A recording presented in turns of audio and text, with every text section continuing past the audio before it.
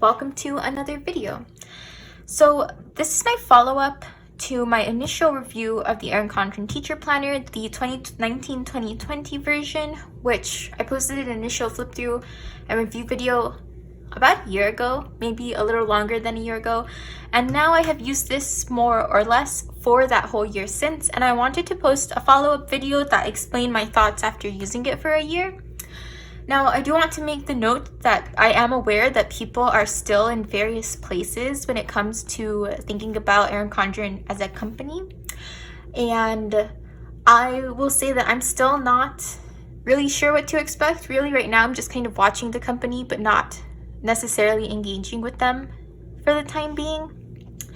And so this is not me intentionally trying to promote this particular planner, quite the opposite really, as you will see, because I don't go on to continue to use this planner, but really just highlight things and how I used it, because at the end of the day people are still going to need some kind of teacher planner, and so I wanted to give you my thoughts on how I ultimately used this one in particular. So first and foremost, I didn't buy this as a teacher planner. So at the beginning, it's not being used as a teacher planner. I'm using it as a personal planner. And that's primarily because when these planners launched, I loved this cover. This cover was like 60% why I wanted to buy it, and that's about it. Ultimately, I didn't see the cover very much because when I started to use it, it was folded out. But that's a different thing altogether. So I bought this planner. It is 8.5 by 11. It is huge. It is heavy. It is thick. The coil is big. And ultimately, that's one of the two primary reasons I don't like this planner, but I'll get into that more as we flip through it. So first, I just want to go through and show you how I use the different pages in different ways, and make the note that there are going to be lots of sticky notes, because as I started to use this as a regular teacher planner, I had to hide things like student names and school names and things like that. So I did go through and like sticky notes in various places, but I think you can still see the overall layout that I was working with. So first and foremost here, I just put sticky notes on this page and this page, random sticky notes. This is a worksheet I had for students that I just tucked in here and never moved. On these two pages, I was using this as a personal planner at the time, so I have things here about the university course I was going to take before I switched things up. I never used this communication log. When I was using this as a personal planner, I used this section to map out video ideas. I set these up in my initial setup video for this and then never ever went back to it. I did not check it at all.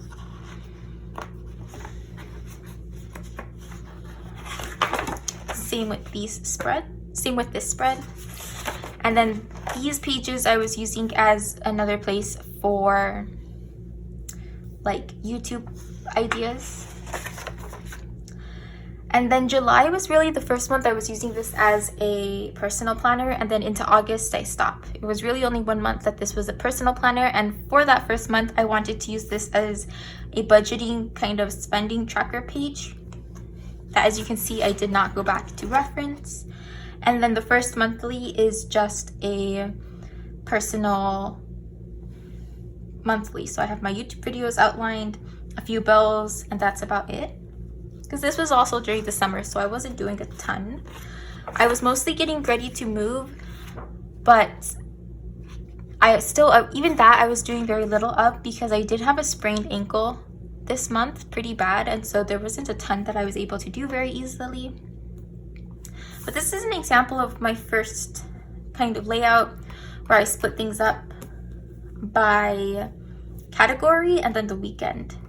And I didn't like how here it was horizontal and here it was vertical, so I do change this layout. Yeah, here I change it. So now I have my days vertically and then my categories go horizontally.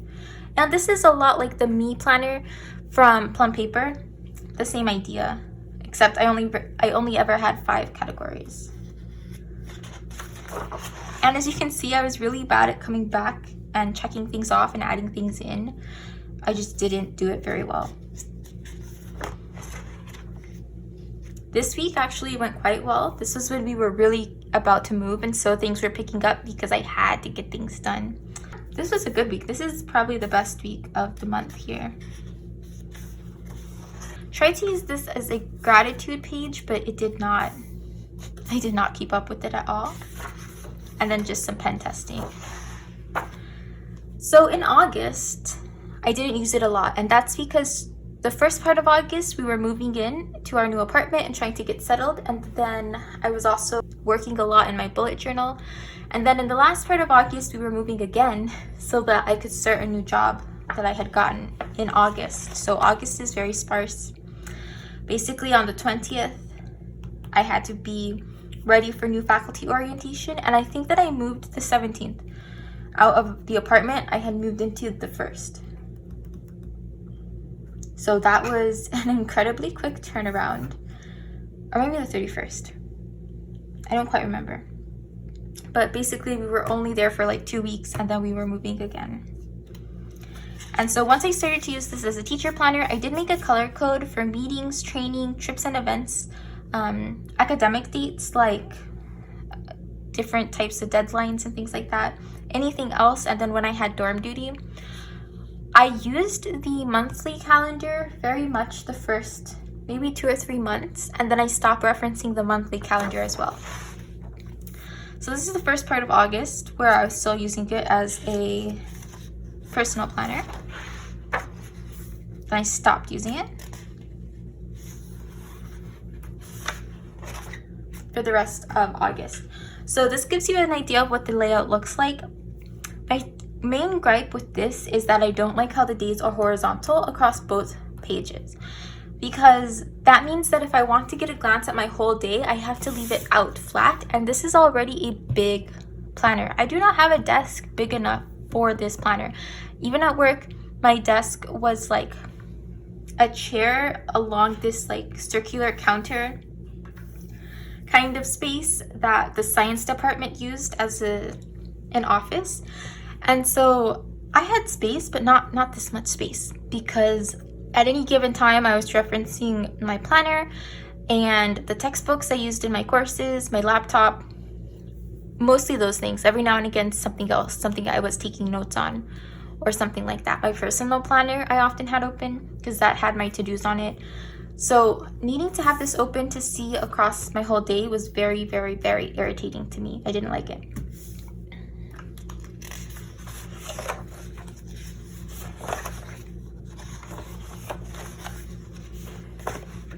The month of September, see, a lot of things are filled in. I started to do a thing where in different colors, I color coded the actual lessons that got done on that day, because the lessons that I map out in my weeks change a lot, and for the most part I outline them like at the beginning of a trimester in sticky notes, and I'll put down the pacing I think we're going to do, and then as they change from week to week I will move the sticky notes around as needed and then write them in. And once that week passed, I would go into this month and write down here at a glance which lessons we actually got to that day, so that I could see later what the actual pacing was like. But I really only kept up with that the first 2 or 3 months, I think.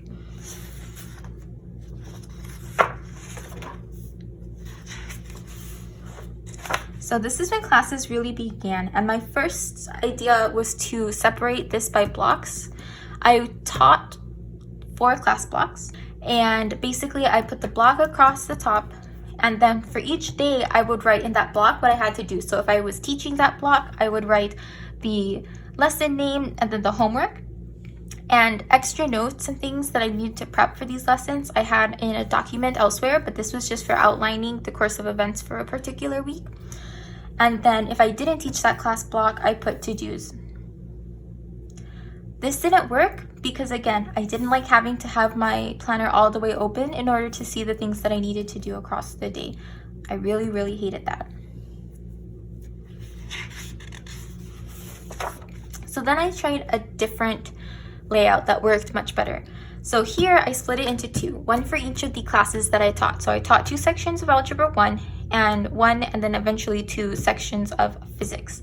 So I broke it down into 3 parts. The lesson of the day, and in this section, this week I'm using this part for homework as well. So whatever lesson we were covering, and then whatever homework problems I was assigning.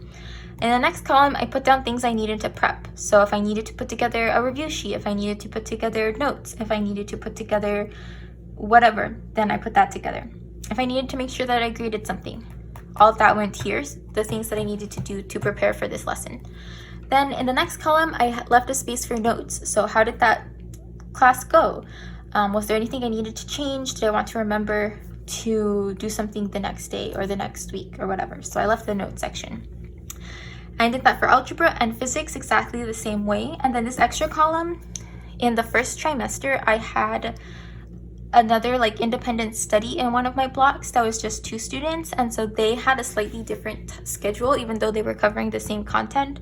And so I put their stuff here, Monday through Friday, which days did we meet, when did they have a lab, and then the things that they needed to do for the week, because I only met with them once or twice a week. And this worked very well for me. I changed it up a little bit going forward, but for the most part, this is how I set things up. It's very likely how I'm going to set things up in the upcoming year. I like having all this space for that, all the sections.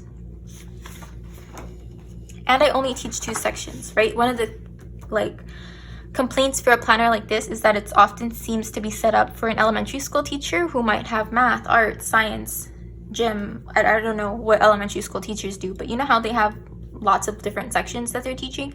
High school teachers are only teaching 1 or 2 or 3 different subjects. So it's weird to have 7 columns across.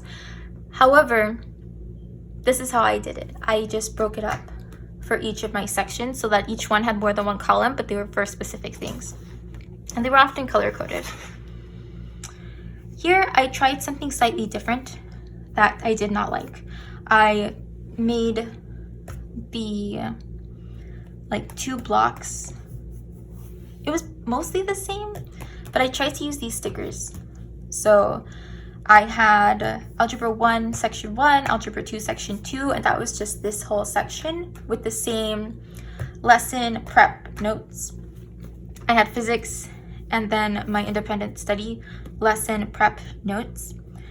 And then my classes only met 4 times a week, so the days we didn't meet, I just marked them off in some way. And I did not like this. I ended up not using these stickers, and I bought a lot of them, but I didn't use them at all because I did not like them.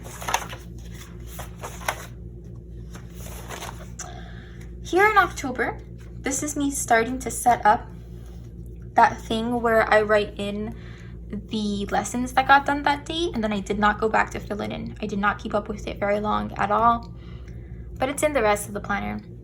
And there are so many things I want to change that I don't know how helpful that would be to me in this upcoming year.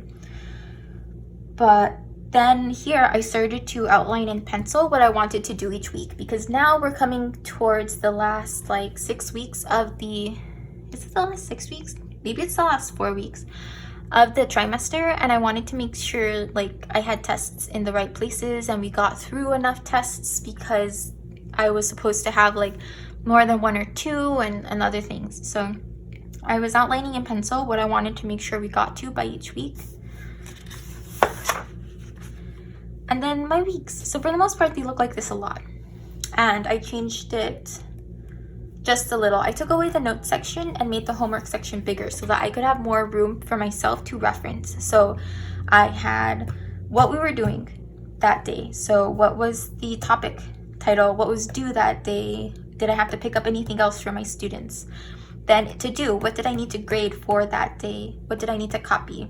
That kind of thing. And then in homework, what was their homework? Any instructions that I wanted to add, or maybe just the list of assigned problems. Same for physics. What chapter sections were we covering? What were we doing? Any quick notes that I wanted to make sure I had for those lessons. A to-do section of what I needed to grade, notes I needed to prep, anything like that. And then homework for that day.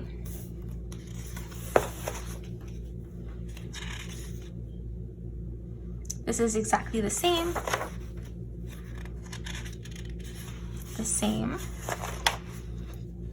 And then the more I got used to teaching, the fewer notes I had sometimes. Like here, things are much more detailed because I was trying to make sure I remembered things, like pick up the homework and check in for 10 minutes on this thing. Whereas by the time we got over here, it was easier for me to remember pick up the homework, and so I didn't necessarily write it down as part of my to-dos. And then here, sometimes we were on a break, and so then I just marked out the days we didn't have class.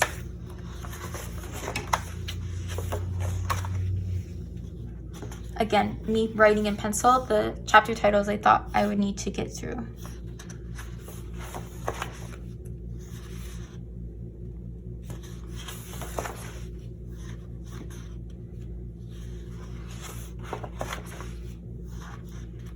And then sometimes, like over here, the thing I thought we would do changed a lot, and I just scratch it out and move it into this little section over here. So anything that didn't fit here or extra notes I wanted to add, I just write over here. And this was often like notes for the overall course of the trimester. So for example, by November 14th, we weren't allowed to introduce new material. We were only allowed to review and continue to go over regular material right before finals. So I made that note here, like after this day, don't introduce new material. Then exams. Stray sticky note.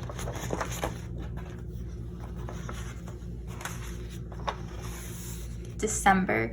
I don't know how well it's going to come up on camera, but I had to white out so much here because for a while, before I got this job, I was planning out Vlogmas, which is a video every day in the month of December, and I had written them all out, and then I had to white them out because they weren't relevant to this anymore. They were getting in the way of my work tasks.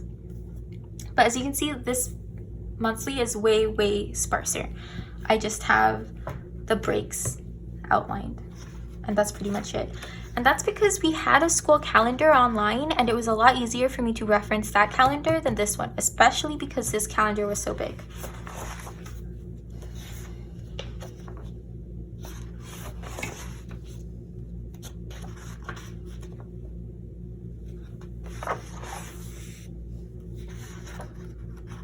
And then sometimes if things were super busy, I didn't even rewrite my sticky notes.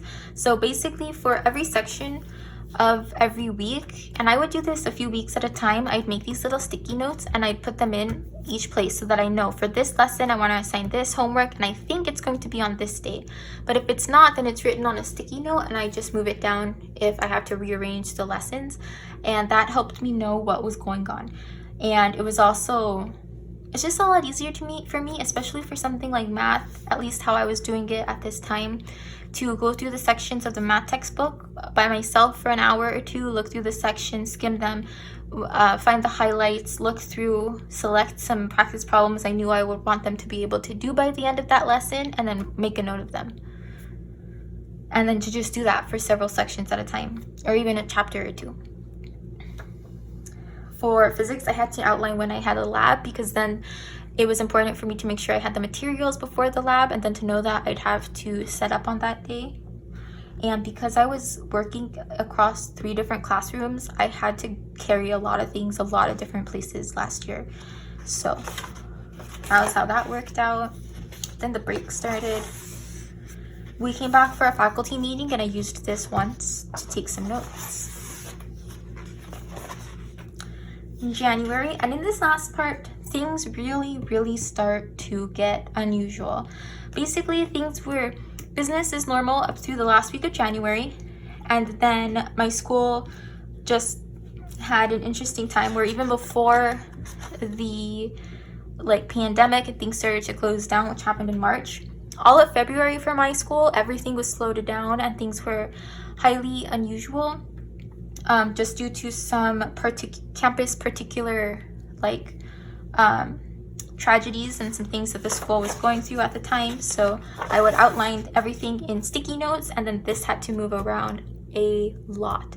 Things got shuffled around a lot. So this first week, I set these sticky notes up over the Christmas break and then got in here, and then also had a duty weekend right after.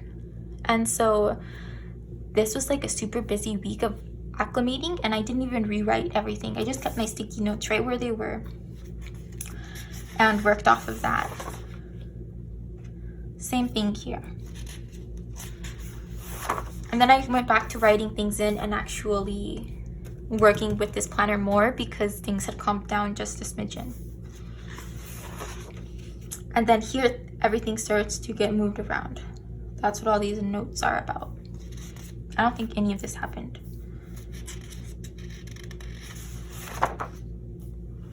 Outlining the different parts of the textbook we hadn't gone through to pick which particular topics I wanted to highlight. The month of February, where again, I think this week and this week, my school was getting back into our usual groove, but then this week we had an arch production and a large percentage of the school was involved in that, and it takes up a lot of their time, and I was asked to go easier on the students this week, but I was already going easier on them this week and this week, so like things were much slower in the month of February.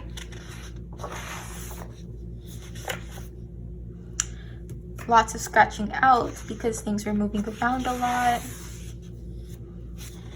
And then sometimes they're just testing. There's not much to plan outside of that.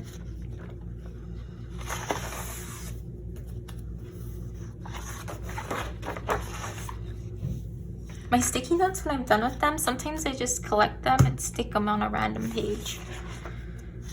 And then we had exams at the beginning of March, and then we did not go back to class. So exams started, and then students are gone by the 5th of March, and then they never came back to campus.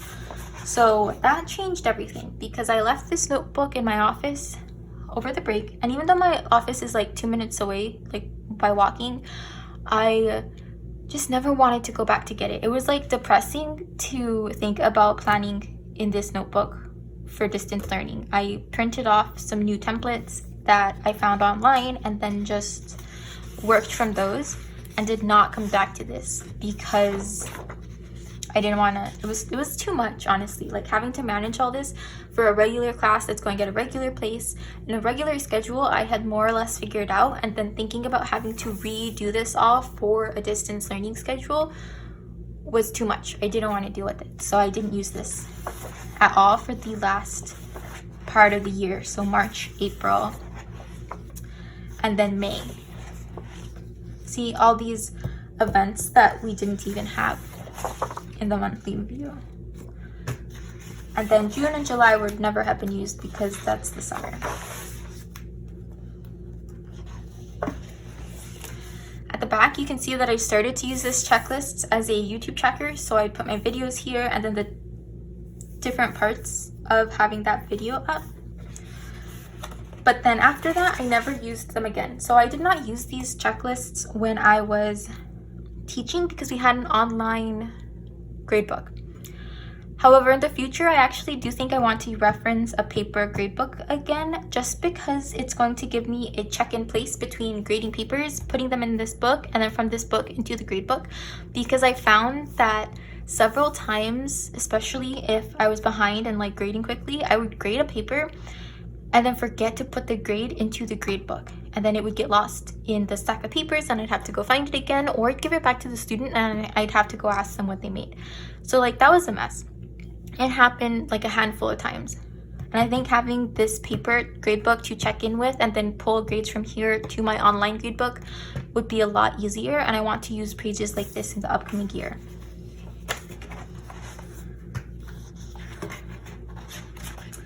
And at the very back, I just stuck various papers from like meetings and things. And in the back of the planner. So that's how I used this planner.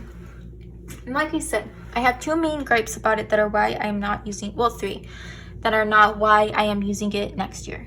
First, it's too big. It is too big to carry around and be useful to me. I just hated it. It's too heavy. The pages are too thick. I don't like it. Second, I don't like how it's horizontal. And to see a whole day, I have to go across both pages because I have to keep it open on my desk. This helped a little when I was doing it by subjects, because then I could flip it around. And when I was prepping for algebra, I would look at the algebra for the week. And then when I was prepping for physics, I'd look at the physics for the week. But still, if I don't have to do that, I'd rather not. And then the last reason is it's just kind of expensive. Like, this is an expensive planner and it doesn't do anything revolutionary. Like, all teacher planners have very similar layouts, and there are a lot of them out there that are much cheaper. This paper is one of the most unique things about Erin Condren, and I didn't like it. I think it's too much for me for a teacher planner. My teacher planner does not have to have thick, luscious paper that can hold up to pens and markers and ink and lots of things, because I'm just scribbling and outlining in here. It's incredibly functional, and I don't use stickers, and I don't intend to like memory keep in it or whatever. It's just for outlining my year. And so I don't need it to be the same kind of quality that I'd want a long-term memory planner to be, or anything like that. Even my day-to-day planner, where I put like lots of effort into decorating those pages and things like that, I don't need my teacher planner to be that good. That's not its purpose. And so for me, the Erin Condren planner was just a lot of excess. I didn't need it. It was too big. I didn't like the format, and it was more quality than it needed to be, and I don't want to pay for that quality. And so the last thing I want to do is do a side-by-side comparison with my plum paper, just so that I can show you how similar the two actually are. And somewhere on the screen, I'll put the starting price for each so that you can see what I mean by having very similar features without necessarily having to pay this price. So as you can see, this is a lot smaller. Plum paper does have 3 options. No, I think they only have 2 options for the teacher planner, 7x9 and 8.5x11. I picked the 7x9 this year. The covers are different. That's something that's pretty characteristic. People have made those comparisons before. You get your year at a glance and your year outlines just the same.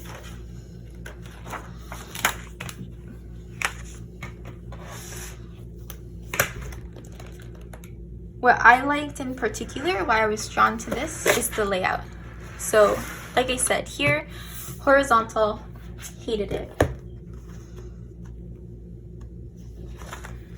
Here, my days are vertical, which I really love. Now, these boxes are smaller. They're a lot smaller than these, and they're a lot smaller than I actually expected them to be. So are they going to be big enough? I don't know. I'm very curious to find out. However, at the end of the day, if they're too small, then next year I'll just get the 8.5x11 version of this, which actually has a more efficient use of space because these subjects are smaller, and so these columns are wider in that version of this layout. You have your to-do section, and then you also have a little weekend section, which I liked because it would give you extra space to mark maybe if something had to be graded or if there was a school event there. But what I really wanted to compare is the My Class section and the checklist sections, right? Because that's what really makes this a teacher planner, and whether there are similarities in this Erin Condren planner. Okay, so here you have some goal setting pages. You still have a year at a glance. So you have 2 years at a glance here for outlining. Substitute information, which is missing from the Erin Condren. Field trips and special events, a volunteer list. Classroom resources is in the Erin Condren, but you have more room for it here. Classroom expenses, I don't think is in here at all. A behavior log and a contact log. So this is like the communication log, but more detailed, and honestly more useful for me because I wasn't contacting a lot of parents, but I did have behavior issues, and keeping track of that and being able to log what I did last time and what I think I need to do the next time it comes up if it continues to be a problem, I do imagine being helpful. And then there's still a parent communication log, so that's actually separate from the communication log that Erin Condren gave. Student contacts, student health information. There's not such a part of the Erin Condren for that. I think this is helpful, especially for tracking allergies. Professional development and keeping track of that. Passwords, there is a password section in the Erin Condren, and then a goals reflection. And then checklists. You have the same checklists. And like all checklists, they're formatted roughly the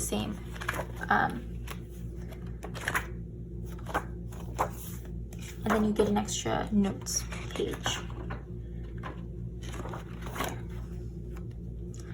So like I said, it's basically the same plus a little bit. You know, you get a few more sections in this planner, which started cheaper. Yeah, and I find the quality comparable. Now, some people don't like writing on the slick surface of the plum paper, but I don't mind that, and so that's why I went with this planner over this planner.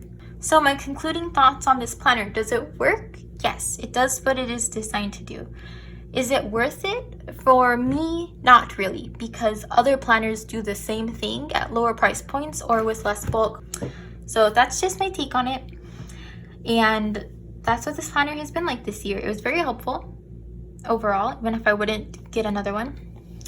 And yeah, I'm excited to go into the next year, whatever that's going to look like. And I hope to see you next time. Thanks for watching. Bye.